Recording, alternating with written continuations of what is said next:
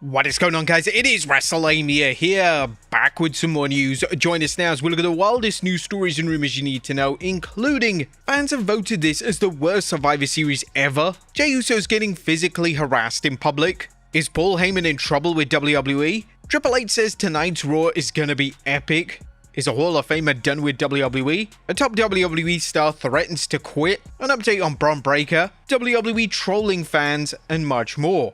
Be sure to subscribe and hit that notification bell for daily wrestling videos and follow us on Facebook for exclusive lists. Now let's see the intro and get straight into our first story.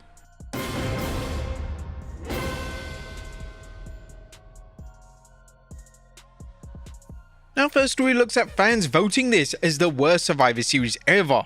Our Survivor Series really ended on quite a limp ending, as after Team Vision won the men's War Games match, Roman Reigns would help CM Punk and the two would share a fist bump. Reigns would also say something complimentary to Cody Rhodes, but Cody didn't exactly feel the same. Reigns would then tell Cody that this would be the last time they ever teamed together. And that was it. That was the end of the show. And people really weren't happy with the PLE altogether, and some are going so far as to saying that they should scrap War Games altogether as the gimmick has run its course. Many also felt that nothing actually substantial happened on the show other than the masked man making an appearance, but since there was no reveal, it kind of felt a little pointless.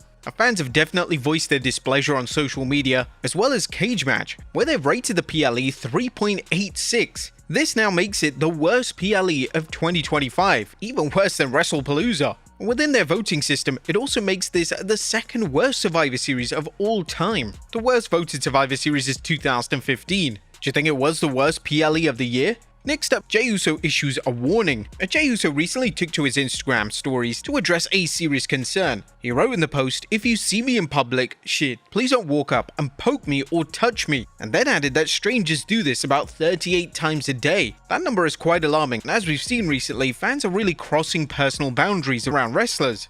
Now, he stressed that this wasn't a blanket rejection of fans. Early in the day, he thanked a woman who politely asked how he was doing personally, but urged respect for his personal space. Other wrestlers such as CM Punk and RHEA Ripley have recently raised similar concerns about being treated like products rather than people. Now, of course, Jey has been the target of much hatred within the IWC, saying that he's been overpushed and whenever he makes big wins, it equals huge dislike numbers on YouTube. Whether you like Jey Uso or not, this obviously doesn't translate to physical harassment in public. It's just common sense, right?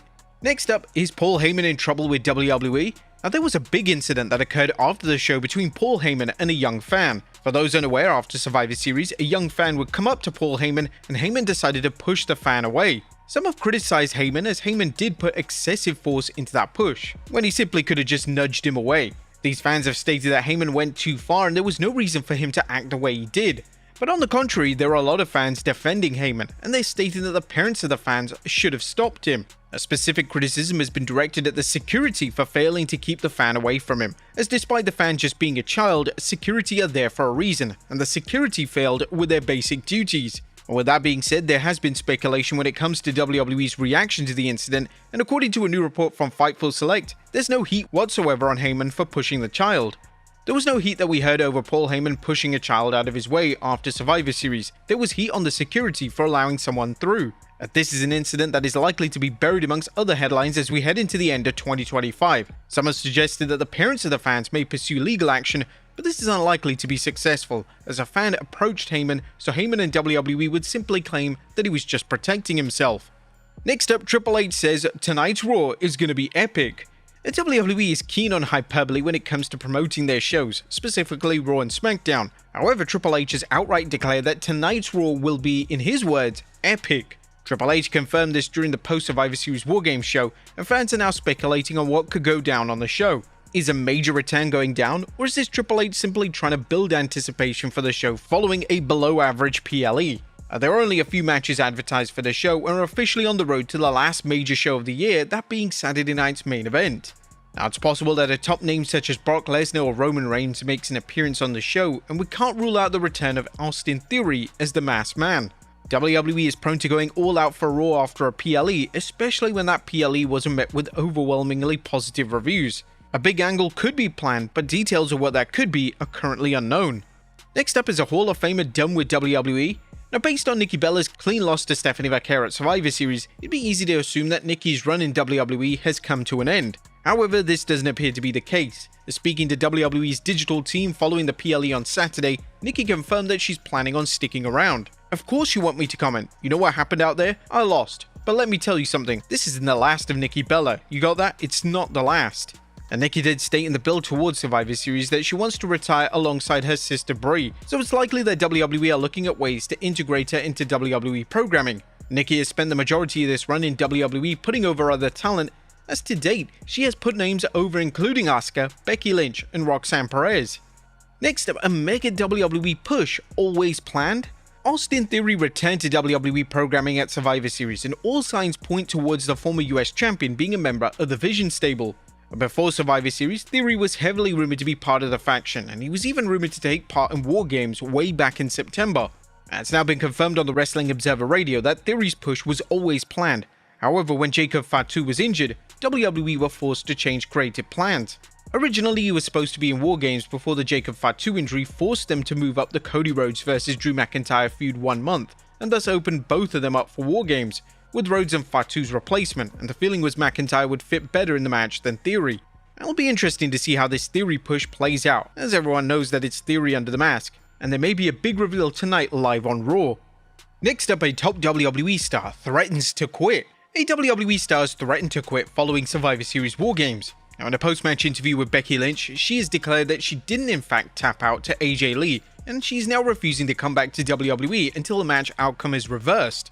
No, I'm not gonna get the footage. This is why I'm talking to lawyers and not petty, poor investigative reporters. I will get the footage and you'll see clear as day that I did not tap. I was yelling for the rest of the team to come over, and then the bell rang. And then we were all out of there. I'm not coming back until they reverse the decision of this match. Now, this could be a way to write Lynch off TV for a short break, or it could be just another ruse and Lynch will be present on TV tonight. WWE are evidently building towards a singles match between Lynch and AJ Lee, and it's unknown when exactly the match is set for. It's definitely a match big enough for the grand stage of Mania, but will WWE hold off for 4 months before booking a 1v1 encounter? Next up, an update on Bron Breakker. Bron Breakker had one of the worst landings in recent memory at Survivor Series War Games. The former IC champion took a Doomsday device and he landed horribly on his neck. And we finally have an update on his condition, and according to Brian Alvarez on the Wrestling Observer Radio, Breakker was checked over after the match and is said to be doing okay. WWE takes head injuries and concussion related injuries extremely serious, so it's likely that the tests Breakker went through were extensive. Next up, wonderful news for Naomi. Naomi has confirmed the gender of her baby, and she and Jimmy Uso are expecting a baby boy. Posting to X, the former world champion stated that she's been forced to cancel the gender reveal party, so she's making the reveal via social media instead. "It's a boy. We decided to cancel our gender reveal due to me dealing with a complication. Baby and I are stable, taking it one day at a time. Thank you for all the birthday love, wishes, support, and prayers." A major congrats to Naomi and Jimmy on this fantastic news. Next up, Chad Gable ready to return? Last month, a report surfaced that stated that Chad Gable was getting set to return. However, it doesn't appear that it's that simple. According to a new report from Fightful Select, whilst Gable is indeed training at the WWE PC, that doesn't necessarily mean he's ready to return, and it's likely just a part of the rehab process. He underwent shoulder surgery in July to help repair a pre-existing injury that kept getting worse. He indicated that he would be back sooner than expected, but didn't give a timeline. Shoulders are usually long-term injuries. He was scheduled to be back at the WWE PC recently. However, I should make it clear that this isn't a sign that he's ready to return. It could be, but it's not a guarantee. That's where a lot of the talent go to rehab their injuries. Gable was delivering some of the finest work of his career before his injury, and hopefully he's given a prominent push up the card when he makes his grand return. Next up, an iconic prop stolen. Now, there's been an outcry after Jimmy Hart's megaphone was stolen this past weekend. WrestleCade posted on their official X account that somebody had stolen the iconic prop, and it was now a police matter. Someone stole Jimmy Hart's megaphone at the convention yesterday. The venue has HD cameras and police will review the footage tomorrow. Jimmy isn't looking to press charges, he just wants it back. If you took it, DM us. 2nd of December, the police investigation moves forward. Hopefully Hart can get his megaphone back and the police are able to assist in any way they can. Next up, Rhea Ripley set for a huge role. Rhea Ripley and the Terrifier franchise go hand in hand. Ripley has worked closely with the franchise to produce a number of collabs, and she even wore an Art the Clown inspired mask at Survivor Series War Games this past weekend. Now, in relation to Ripley potentially featuring in the upcoming Terrifier 4, it does appear that this is planned. According to the director of the franchise, Ripley will indeed be starring in the highly anticipated sequel. This is a major role for Ripley, and Ripley is the latest star to make a presence felt in Hollywood. And finally, WWE trolling fans. Now, our final story today takes a look at how WWE are purposely trolling fans. Fans in close proximity to the stadium for Survivor Series noted that several themes and graphics were used during rehearsals. Names including Stone Cold Steve Austin and Jinder Mahal, and thankfully not this wrestler, were featured, and this naturally led to speculation that these names were going to feature on the show in some capacity. And it turns out that WWE are now purposely trolling fans as they're aware of internet leaks.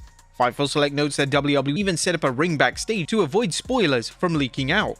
WWE knew that because of the open situation for the baseball stadium, a number of people would be able to see more of the setup than usual from the comfort of their hotel rooms. A number of videos emerged on TikTok, but by then, WWE had already made plans for privacy.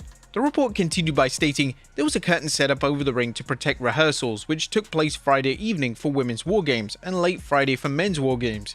There was also another ring set up backstage. As the week went on, those in charge just started having fun with the Tron videos, and many were enjoying what they were getting out. And the only significant return of any kind on the show itself was that of Liv Morgan. Despite WWE trying their best to keep this under wraps, Morgan's return leaked online before the show went live on the air. But there you have it, folks. The wildest news stories and rumors you need to know.